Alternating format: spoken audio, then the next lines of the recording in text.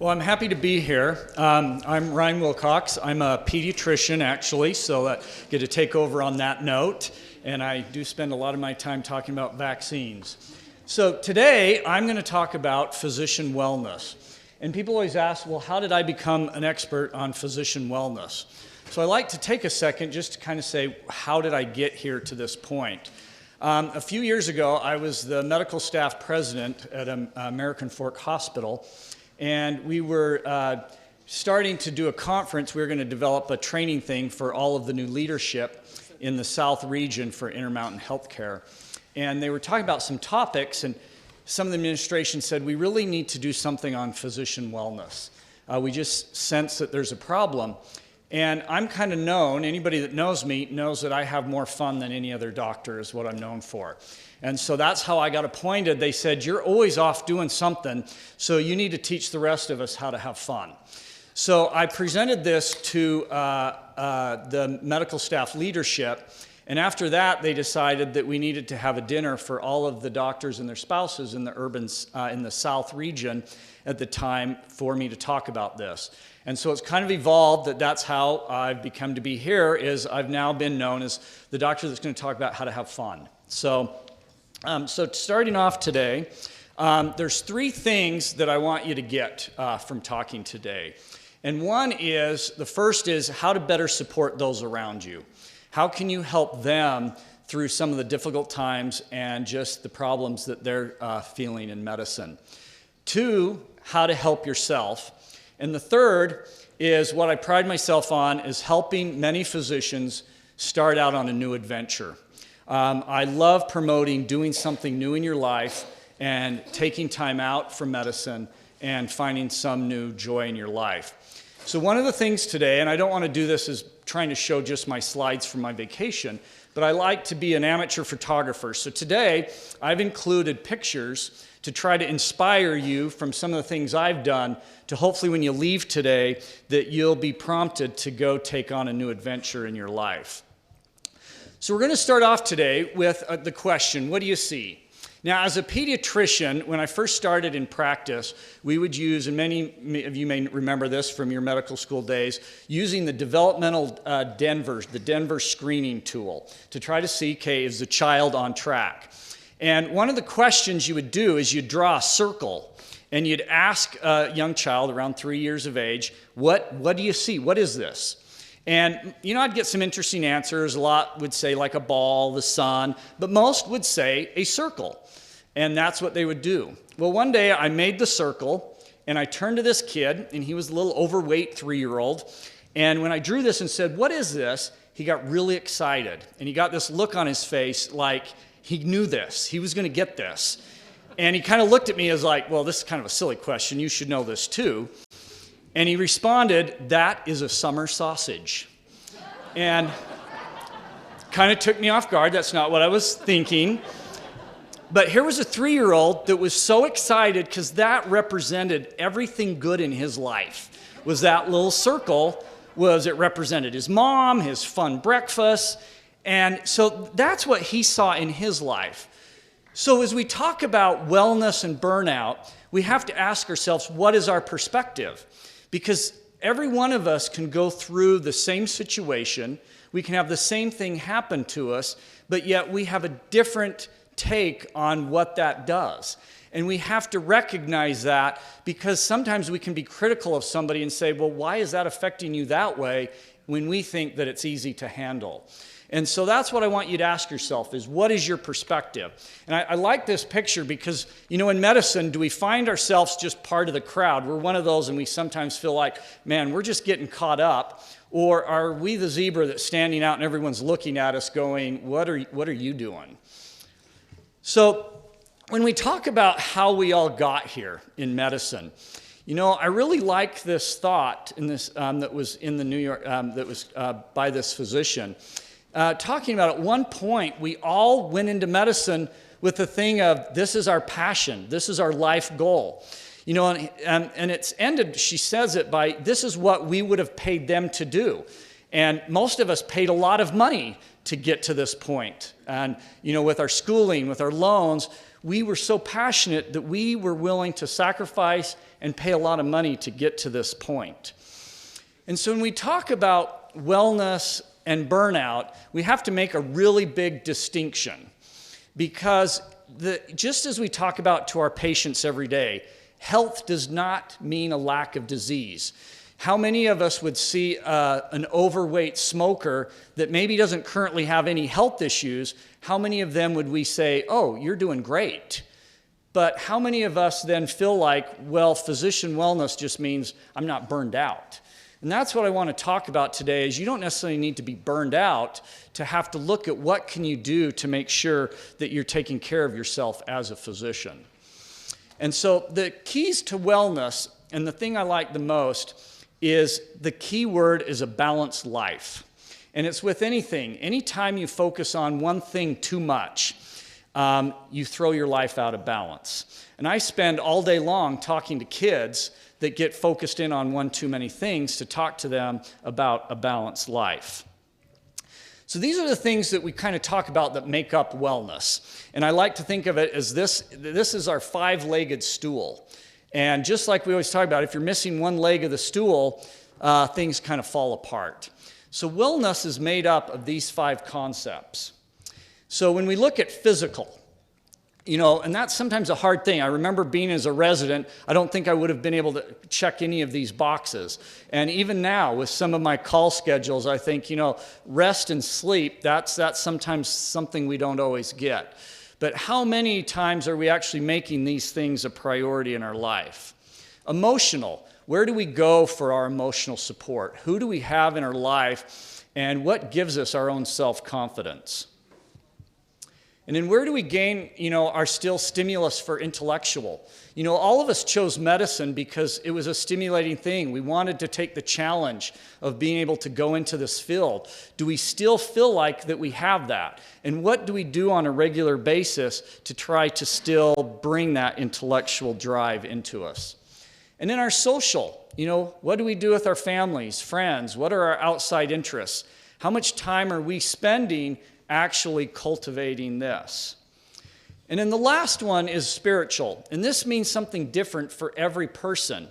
And basically what I mean by this is, what gives us our overall purpose in life? What is the comfort that gives us when we reach those difficult points in our life?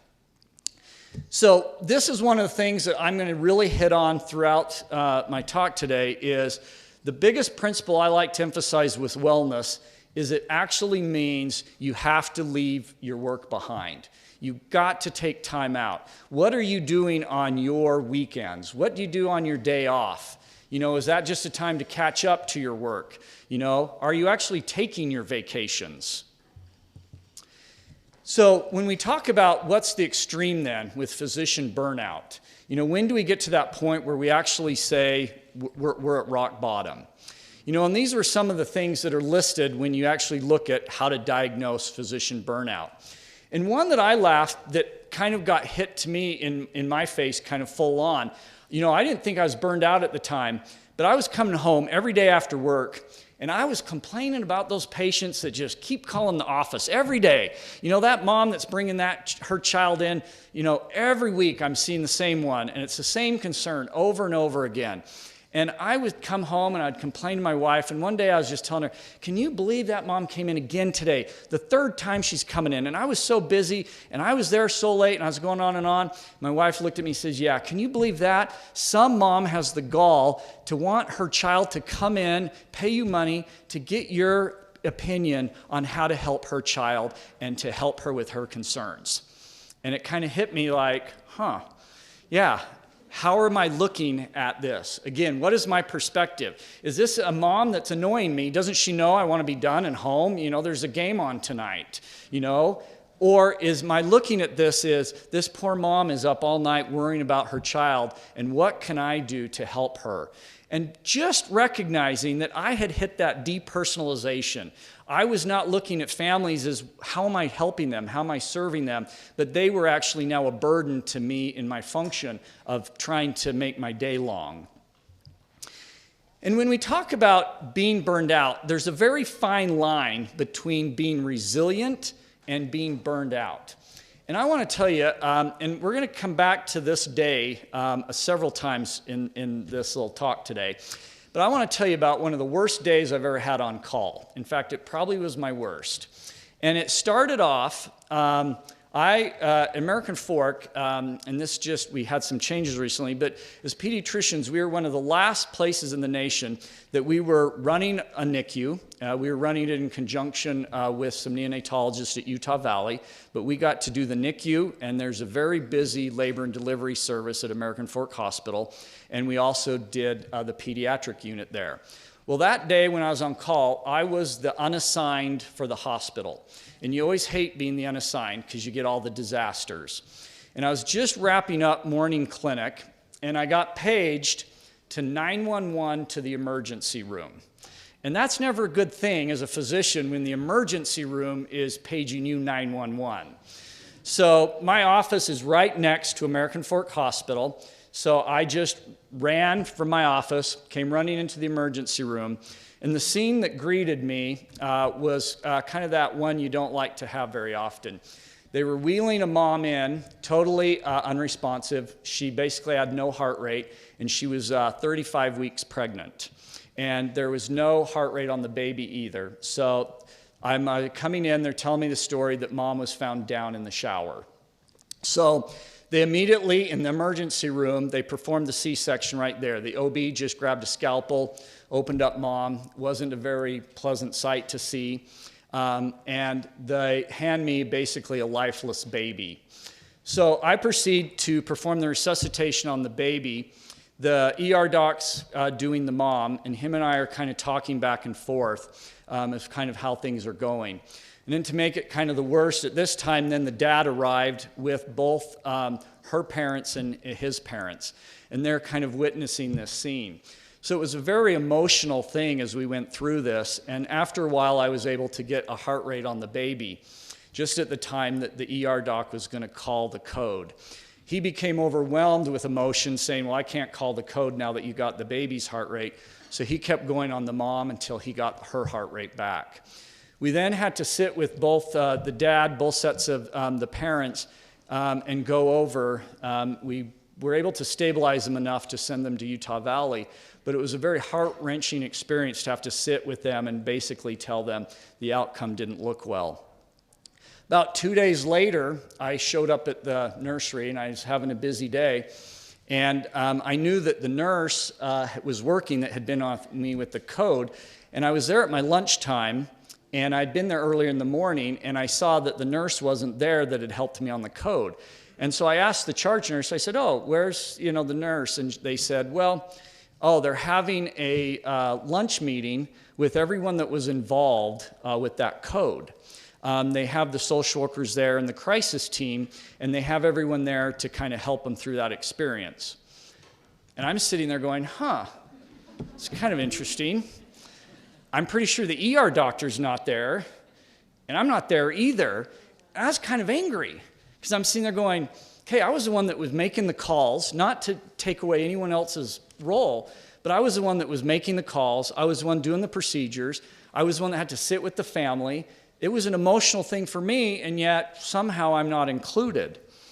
And the nurse that I was complaining to, she looked at me and said, well, Dr. Wilcox, if they would have invited you, would you have come? And that was like just a punch, because I was all angry thinking, oh, these people are ridiculous, they're not including me. And she asked me that, and I sat there for a second in silence, and my answer was no, I wouldn't have come. And I think it's because, for some reason, ever since I started down the medical route, this was my feeling that I thought this is the expectation, that the physician, you heal thyself, that I didn't need to be there. For some reason, we are above all of that. And that's when I realized there really was a problem with kind of what's the expectation. And that's when I got into the leadership at American Fork Hospital that I realized we needed to make a change there, that it's not okay to not invite the physician, and the expectation is the physician needs to be there. And so it goes back to the saying when we're all flying, you got to put on your own oxygen mask before helping others? And how can we be expected each day to go and help families through difficult situations? How to help them through the crisis of what they're experiencing at home and with COVID? I'll tell you, if you ask me as a pediatrician what COVID has meant, I tell people this, and it's not to diminish the risks of COVID in kids, but I've had one child admitted to the hospital in 18 months with COVID with MIS-C. That's my only admission in 18 months. In that same time period, I've had 12 teenagers admitted for trying to kill themselves. That's all I've done now is mental health. But how can I sit and help these families if I'm not putting on my oxygen mask first? When we look at kind of the numbers, when you start looking out there on some of the things that have been done, it's reported that only 1 out of every 3 physicians reports actually spending time on their own health and wellness, meaning they actually have a plan and they're actually working on something to get those goals. I really love this, this statement that was in an essay in The Atlantic. Because, when we sit here and talk about, well, how do we make our lives better as physicians, especially with what's gone on just with COVID and everything, we're not going to be able to take away the long hours. We're not going to be able to take away, my EMR's frustrations aren't going anywhere. That's what we're stuck with. But I really love this is we actually need to start promoting what's actually best in medicine. What brought us here? Why did we want to become, the role we're in? What was it? And that's what we need to focus on, is not trying to change the stressors, but trying to promote what actually made us be who we wanted to be. Now, in most of the surveys, there's about 1 million physicians in the United States. And when you take those little surveys, how many actually say, man, I'm very satisfied in what I do? You only have about 40% reporting that they're very satisfied in their workplace. Now, this is, to me, kind of reflects almost the whole problem of what's going on as a society with COVID. And this is specific to physicians. So prior to COVID, and this is outside of work, irregardless of, okay, if you hate your job, you hate what's going on, when you're outside of work, are you happy with what's going on? And 80% of physicians said, yeah, I'm happy. I'm happy when I'm outside of work.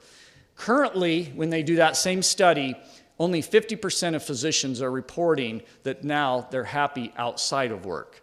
So now you have the situation where you're frustrated, there are things burning you out at work, and now when you're coming home, 50% of physicians are reporting, no, I'm not even finding the happiness outside of work. So there was a company that recently, they did a survey. And this is not a scientific-based survey, this is an observational one. But they basically went and asked 2,000 patients their perception of their healthcare provider. When you go to a visit, what was your perception? And this was the question that was asked, was basically, how did you perceive your physician? And 80% of those 2,000 respondents that they talked to reported that their physician seemed highly stressed and exhausted at the visit. Okay, that's a pretty telling sign when 80% of these patients were feeling like when they left, man, I thought I was stressed, but man, they're over the top. And yet then a third of them reported that they felt like this negatively impacted the visit, okay? And we're in, unfortunately, the realm where we live by satisfaction scores, how things are done. So this is pretty telling when the patients are going, yeah, they were stressed and it impacted the care that I got that day. So when you've noticed, when I first started doing these presentations, it was just barely starting to come out that there was a lot of stuff hitting the media. But now, even in the lay press, in our medical journals, there's quite a bit now that is being reported on the issue of mental health. The AMA actually did a review of the literature and some of the studies, and they found that 30% of residents were actively having either a diagnosis of depression or met the clinical diagnosis of depression. And you think about that, I think as residents, they're probably going, yeah, if I can just get through this, then life will be great. Okay, but they're leaving, a third are leaving already clinically depressed before they even start their practice. And then this is, I think, just a very somber fact that every year it varies, but about 300 to 400 physicians take their own lives every year. And when you look at just the rate based on the overall risk, male physicians are 1.4 times the risk, and females are 2.3 times the risk of the average population. 13% of physicians in a recent large survey reported having suicidal thoughts. And if you think about this, why is this such a problem in medicine? And if you think this is kind of a troubling thing for our profession. So in 1990, the Disabilities Act was passed. So when we're all interviewing people for our staffs, for our offices, we can't ask them legally if they have a diagnosis of depression. That is against the law. However, most states on your licensing board ask physicians and healthcare providers about their mental health status. So that automatically makes each one of us go, well, I'm not going to admit to anything. I'm not going to do anything about that. I can't go seek help because I have to report that. That's my licensing board now. I have to report my mental health. And so that's why most of us are very reluctant to seek help. Most of us then go back to the thing of, I got to figure out how to heal myself on my own. And that's why a lot of physicians end up self-prescribing or turning to other forms of medication and even alcohol. So when we look at what are the triggers, what's causing all of us to kind of feel stressed? So I don't know how many of you have ever participated in this or read this, but this is actually, Medscape does always some of the largest surveys, and they'll pick different themes. And in 2016, they did a burnout one, and then again, they repeated that just this year on burnout and suicide. And you can see they get one of the largest surveys of physicians. And these are all just, voluntarily. Yeah, I get mine, they email it out. And so they have a pretty good turnout for replies. So when you look at what are the causes of burnout, so this is kind of probably the common ones that you guys have all felt yourself. And the one that I always like on here is, I got to start my career before we all started on the electronic health records. And I remembered I had one little sheet that my partner had been using for 20 years as his well visits. And there was one little cardstock sheet that the front and back basically was the information on that child for all their well visits up to 18 years of age. And it was simple. I just make a few notes, mark it. And now I spend hours and hours every day, with what was supposed to help me on my EHR now with the computerization. At my office, we just had an update, and now instead of 2 clicks, I get to do 3 clicks most of the time. So again, it's these little things that just tend to burn us out with some of the other ones listed there. So one of the doctors, on responding to the survey, made this comment, and the Medscape made this kind of the headline of their report. We're all experiencing death by 1,000 cuts, because it's one of those things that it's not just one thing. It's everything that just keeps getting us down of all of the regulations, everything required of us, everything that seems to be on top of us, that's just our painful death. So when we look at it, 42% of physicians on this recent survey that they did reported being burned out. And again, we established pretty strict criteria for what that is. To me, that's a pretty worrisome number. And when they talk about what was the big trigger is basically how do we find, again, that work-life balance? That was the issue that most of the physicians are reporting has been their struggle, is to find still being an effective physician, but still finding time away. So then they asked not to be all on the negative, but what is the most rewarding aspect of your job? What makes us happy? What brings us there? And, these are some of the ones that I think all of us experience. I think of in my job, I love the first one listed there. Gratitude and relationships with the patients. That is why I wanted to be a pediatrician. And I was reflecting as I was coming here today, and I reflect on this a lot because I feel bad for some of my neighbors with their jobs, knowing what they have to deal with every day. And this week, I had a fairly busy week. I saw 121 patients in clinic this week. And maybe I'm exaggerating on the low end, but I'll have to maybe give one or two. But I would bet I got 119 thank yous and appreciations at the end of the visit. That's pretty rewarding every time when I walk out of the room and end the visit that the family thanks me for spending my time with them. And that's a great thing that makes me feel gratitude about my job. So they kind of went through this, and they basically, and this is many of you probably get this. I get this all the time from students, from my neighbors. So would you choose medicine again with all the stuff we keep hearing about? So they broke this up by specialty, and I don't really want to delve into each specialty, but just so you can kind of see some of these. So I'm going to kind of point out something interesting and pick a little bit on our colleagues from family medicine and internal medicine, because we're going to see an interesting thing here on the next slide. So family medicine, internal medicine had the highest rates of saying, yeah, if I was going to do it again, I'd totally be a physician.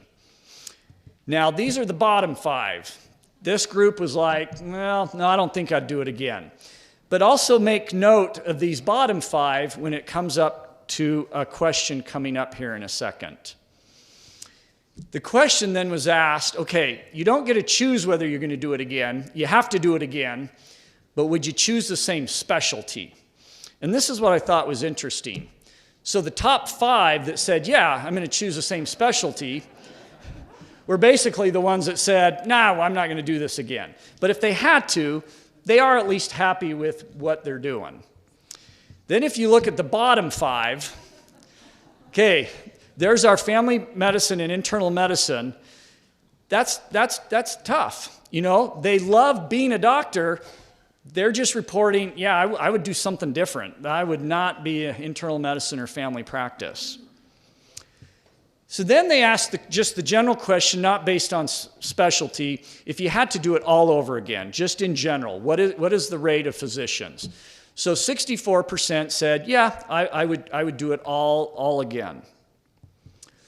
And then it was asked, would you choose the same specialty? So now we're below half. So we're only down to 45% of us would choose the same specialty. You know, because it's always that thing of the grass is always greener on the other side. I know if there's any surgeons in here, they're very envious that I sit all day long with screaming, crazy, crying kids all day. And they would love that. Okay, so this is the one, though, that I kind of find that's the hardest to kind of look at. Would you choose the same practice setting? Because if you look at those 3 questions, there's really only one of those that we can really do anything about. Because to be honest with you, if tomorrow I decide I don't want to be a pediatrician anymore, I got a tough road. So am I really going to go back to residency again? Probably not, okay? I could maybe go get a different degree and leave medicine entirely. But when you have 75% of the respondents saying, yeah, I don't want to work where I work, that's a tough one. And I will tell you, I had an experience. So when I first joined my partner, he is a wonderful pediatrician, since retired, but I joined Gordon Glade in Utah County. And he had been a solo practitioner for 20 years. And when I joined him, he was in his office, and we had a little hallway, and I joined him because I got to have my own office. It was just me and my staff. I had him that I could go a hallway and consult with, but I got to start my practice as a new doctor in my own little office. And I had a great staff. We had tons of fun. My wife would come and we'd go to lunch every day with the staff, and I just enjoyed being a doctor.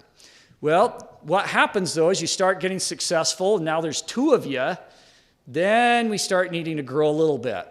And we had some other specialists ask us, hey, do you want to go in on a big building? And we built a big office building next on the other side of the hospital at American Fork. And so then we said, well, we got to fill all this space. So we brought on a lot of partners. We brought on nurse practitioners. And all of a sudden I found myself going, I don't enjoy this as much anymore. I'd lost control. I'm kind of a little OCD. I love making sure things flow well, making sure my office is efficient. And some of my partners didn't really care how efficient it was. All they cared was there a patient in the room? Started to cause conflict. I was losing kind of control, and I kind of felt like, man, I am not having fun. And I really had to have hard discussions of, do I leave? Do I go somewhere else? What do I do? And I thought, I love my patients. Why do I want to leave this? And I know I was lucky at this, there was a doctor that we all knew that wanted to join our group. We had no more space. But in our building on the 3rd floor, we were on the 2nd floor, there was a 3rd floor small space there that some surgeons had left, and it had been empty for a couple years. And all of a sudden I got the brilliant idea that I had my answer of how I was going to change to get myself back to where I wanted to be. And I told my partners, I said, you know what, let's hire this guy. He can take my space, and I'll sacrifice, and for the good of the clinic, and I will go up on the 3rd floor by myself and not, and be up there. And my partners all said, no, we don't want you to have to do that. You're really being great about this. They quickly caught on about 6 months later that they got shafted pretty quick. But I have to tell you, I made back the change that made me happy to begin with. And I'm up in a little space. I still have all my partners down on the 2nd floor, but I'm in charge of my office again. My staff is happy again, and we have a great time. So I can't tell you that every one of you can't tell your partners you're leaving and going to go find a little cubby hole to hide in. But to me, that was the change that I needed to do to be able to still stay in medicine and not feel like I had to leave my practice setting. So are we in a hopeless spot? So is there nothing that we can do, and should we all be becoming accountants at this point? And I love this quote. I'm going to read the whole thing. It says, the workplace that creates a staff of happy doctors will immediately find itself with a significant competitive advantage. And if you think about that, if I was a hospital administrator or I was a CEO of a major health organization, if they could understand that concept, because we already talked about unhappy doctors, patients understand that you're unhappy. They think it affects their care. Think how powerful your organization would be if all the doctors loved coming to work, that it was a happy environment. Think how much you would be able to impact the patients, your community. That's the concept that we need to understand, that changes the whole game. So this was, a doctor came up with this that did a presentation at the AMA called the 2-bucket approach. And I've kind of expanded on this 2-bucket approach and have added some other things to add to our bucket. And the first bucket, though, is what can we do individually? So how do we take personal responsibility? Okay, we can't stop blaming, the EMR system. We can't blame what's going on at the hospital with the insurance companies. These are the things that we can do every day to choose what we're going to be happy about. So the first one is, each one of us chose our specialty for a reason, okay? There was something that drew us to become that. So sit back and ask yourself, what brought me there? And am I still doing that, okay? And I think that's the big question to ask. Am I doing what encouraged me to get into that field? So one thing I'd ask myself is, because when you're a pediatrician, I think all of us, we have our bread and butter stuff that's coming in all day long. And I almost felt like I was a recording at times, that I felt like I could almost just have a video up there and they could pick 2 months, 4 months, 10-year, 12-year, and they could just watch this. And I realized I was losing something that I was enjoying at the visits. And so I realized one of the things I really enjoy is I'm big into fitness. I love running. I love outdoor stuff. I love being up on sports medicine. And I decided I'm going to really kind of thrive in this little realm, just make this little change. And it's interesting because every parent thinks their child is going to be the next pro whatever, And so whether that's a good or bad thing, you have to acknowledge that when I see a family coming in and they're talking about their son's soccer at 9 years of age, they're thinking he's going to be pro on he's going to be in the Olympics. Every baseball player is going to get the $1 million contract. So not that I want to dissuade their faith in that, but I've learned what can I do then to help that child and parent? And I'll talk about nutrition and how to be healthy with sports. And it's just so interesting how many families love that I would take that extra time just to talk to their child about being healthy and living, good standards to be a good athlete. So that's just one little small change that I brought into my practice that's made a big difference. Then this is the one that I hope that you're learning, that I'm trying to kind of send out subliminal messages throughout the talk, is actually take vacations. And I'm in the situation that I always have a lot of my partners and even just other doctors at the hospital that know, because the question they always ask me when they see me is, so what was your last adventure? What's your next adventure? And a lot of them can't understand, though, man, how can you go on so many vacations? Because I'm self-employed, so I don't get any paid vacation. And so right there creates a really bad thought process. And this is what all my partners struggle with. Okay, so if I'm going to go on a 10-day vacation, I got to pay for the vacation. Wait a minute. And then I'm gone for a week and a half in clinic. I don't get any income. And then they start adding it all up, and they're like, whoa, I can't do that. There's no way I can go on vacation. And I have some partners, and I don't know how they do it. I have partners that I don't even know when the last time they took a vacation is, and they work 6 days a week. They do very well financially, but they never can get out of that mode of saying, well, if I take a day off, that's lost revenue. You have to move past that. That's where you have to realize the high reward is your well-being. The other is maintain a healthy diet and exercise. Study after study, even when you look at mental health, has shown that you can take people that are refractory to their depression medications, and if you actually just work on their diet and exercise, that will actually change their depression tremendously. So that's where I encourage everyone. And I have 2 daughters. And this is my one daughter that is my running buddy. And so I got her into running ultras with me at a young age. And this was when she was 15 years old. And it became a great thing for us to do as a family. I have another daughter that exercise is a bad word at our house. And so we've had the 2 extremes where I've had to teach her, you still have to find something active to do for your long-term well-being. And that's something that you don't need to go out and be, a fitness expert, but you have to find something to just maintain your health. And another one that's just a simple one is talk to your spouse. Because if you have stress at work and you come home and there's just more stress at home, that's where things fall apart. So I encourage everyone to talk to your spouse, do fun things with your spouse. And the same thing with your children. Now, if you noticed, on the last slide with my wife, we're in the mountains hiking, and with my kids, we're hiking. If you ask my kids about some of our vacations, they label them. And they label them with Death March 1, Death March 2, and Death March 3. However, it's not that I'm trying to punish my kids. I actually have a reason for this. And I tell parents this also. I try to take, I have 2 kids, so it makes it a little bit easier, but I've taken each one of them on several vacations where it's just me and them.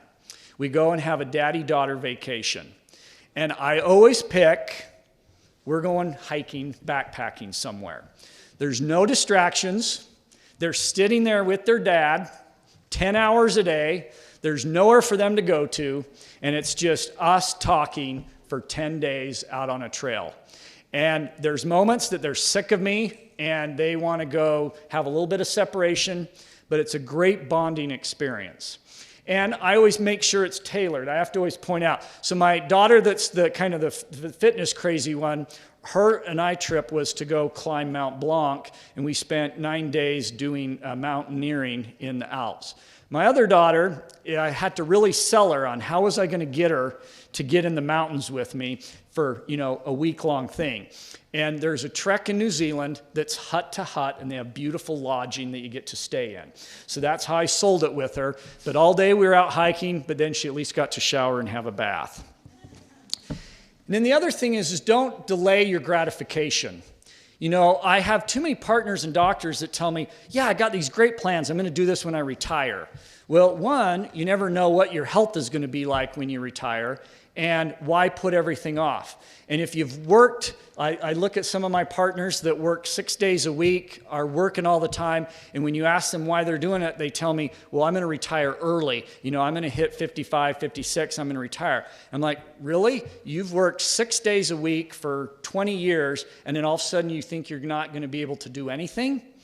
You have to learn to have fun at some point. The other one is volunteer. And I know in the physicians and the nurse practitioners and PAs that work around us that tons of them do this.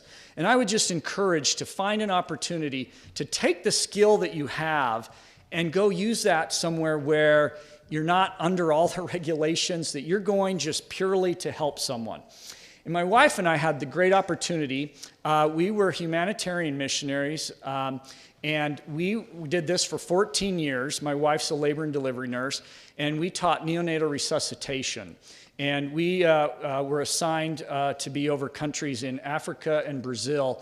And so for 14 years, we got to do that. And it was just a wonderful thing to be able to go do that with my spouse and to meet wonderful healthcare providers all over the world. This is kind of my one that some people may go, absolutely not. But there's a lot of great evidence on the benefits of a pet. And I'll tell you, when I have a hard day at work, I come home, family's bothering me, I'm on edge, and I go out in the backyard and Frances brings me her ball, it's hard not to smile and have a good day when that silly thing's looking at me. So there is some benefit to having somebody that always wants to play with you and accepts you even on your bad days. And then the other one is get good friends. Have people that you can do things with. What is your social network? And this is just a group of, and these are all different people that we have as our social network that I travel with and get to do fun things with. So the second one, the last bucket, this is the bucket that's kind of encompassing us at work. How do we establish that bucket of wellness with where we work? And to ask a question, though, is, so first of all, how do we help others and us not just be bystanders and watching what's going on? And I want to go back to that worst call day that I was talking about earlier. So that was just the beginning of my horrible call day. So I proceeded, and I think that call day is still legendary at the hospital, because everybody at the hospital, by the end of the day, they knew I was at rock bottom. I ended up having 3 other codes of newborn codes. I ended up life flighting 3 babies. I admitted 6 other babies to our NICU, and then I admitted 3 pediatric patients onto our pediatric unit, plus trying to do clinic, and we do a night clinic, and so I had to keep pushing people back and rescheduling everybody. So when I would show up for clinic, everybody's yelling at me, and I was just beat. And I had one last NICU baby to admit, and I went over there, and the baby was on a CPAP. And I get there, and just as I'm starting to work on the baby, I get paged. And the page was to Primary Children's. And I get on the phone, and I call up to primaries, and it was one of the intensivists up at Primary Children's to let me know about one of my patients. And this was one of my medical home patients that had been trach dependent, and I'd taken care of this kid for 3 years. I would go to their house because to make the family have to bring all of the ventilator and stuff. So I knew this family really well, and the intensivist up at primaries wanted me to know, said the child just passed away, and the family wanted me to call you to tell you thanks for everything, but that she passed away. So this was kind of my rock bottom moment. I was sitting there going, I don't know what more I can take. And out of the corner of my eye, as I was taking the phone call, everybody could kind of hear on the phone this conversation. A nurse was standing there, and as I hung up the phone, she just looked at me and said, Dr. Wilcox, I am so sorry to have to do this to you. Labor and delivery just called down, and a mom just came in that's pregnant with twins that's abrupting, and they're doing an emergency C-section, and the babies are 34 weeks, and they need you up there now. So the thought just came over me is, I can't do this anymore. I'm done. Like, I'm sitting there rock bottom going, what do I do? Mentally, I was exhausted. And before I knew it, and I hope I don't get emotional, everybody that knows me, I cry all the time. So out of nowhere, and I'd seen him there kind of wrapping up some things, but there was a pediatrician there. And I always tell his name because he's just such a great role model. His name's Todd Whiting. He's a pediatrician in American Fork in that area. And Todd Whiting, I'm with Utah Valley Pediatrics. We're one of the largest pediatric groups in Utah County, we are. Well, our competitor is Alpine Pediatrics. And Todd Whiting is one of the main physicians with Alpine Pediatrics. And so you think about it, competitors. Everything we do is to try to take down Alpine Pediatrics. You know, we put an office in to try to get the patients in a growing area before they do. And we're always trying to outmaneuver Alpine Pediatrics. So every patient that I can get is one less for Alpine Pediatrics. So this is by definition, this is the enemy. You know, in the business sense, this is who you take down. So he happened to be there at the nursery, and I can guarantee you that he very well knew, because he was on call for his group that day, he's probably sitting there going, man, I'm glad I wasn't the sucker and being the unassigned today. And, you know, he could have sat there being all joy knowing that, you know, I was the one getting the punishment. But he put his arm around me and said, go home. And I kind of looked at him and said, what do you mean? I got all this stuff to do. He said, I'm going to admit your last patient. I'm going to go up to the delivery. I'm going to call all the hospitals, and I'm going to tell them to call me. Okay? This is my enemy, my competitor. Okay? He didn't sit there being a bystander. He knew I was at rock bottom. Okay, I went home that night. I slept all night, had a great night, and I came back the next day ready to deal with what was there. He had tucked in all my patients that night, and I came the next morning and they were there. Okay? That's what I talk about of being a colleague. Too many times we lose sense of who we look out for. So that's why I wanted to say, how do we know who are we over? So the first thing we have to offer is honest discussion about burnout. You have to recognize it in your peers and in your partners. You have to talk about errors. That's what takes people down, is when the errors just brew and brew. You have to help them properly assess what their risk is for burnout. And this is a big one. Develop flexible work schedules. I can't do all the traveling that I do if my partners weren't willing to take the hit when I'm gone. And this is the last to just end on. This is one that I'm a big proponent on, is make your staff happy. Happy staff make for happy workplaces. And my staff in there, my lead MA has been with me for 19 years. My one receptionist office person, she's been there 18 years. And the two other ones have been there for, I think now going on 5 to 6 years. So make your staff happy. And the last thing to end on is remember to celebrate your successes. I got very frustrated when I was in leadership at American Fork Hospital because the only thing we ever discussed were problems. They would bring a bad outcome case. They would bring this, and everything was always a negative. Seemed every department meeting, every hospital meeting was about the things that went wrong. So one of the things I changed there was for us to actually bring up, because you'd hear somebody go, oh, did you hear about such and such doctor? He made the most amazing pickup and did the most amazing case. It was wonderful. And I said, well, how come we don't hear about those? Why are we always talking about the negative? Let's start celebrating the successes. So when I was in leadership, I made us that we always had to discuss something at the hospital that month of somebody that had had an amazing case that they had done a wonderful job on.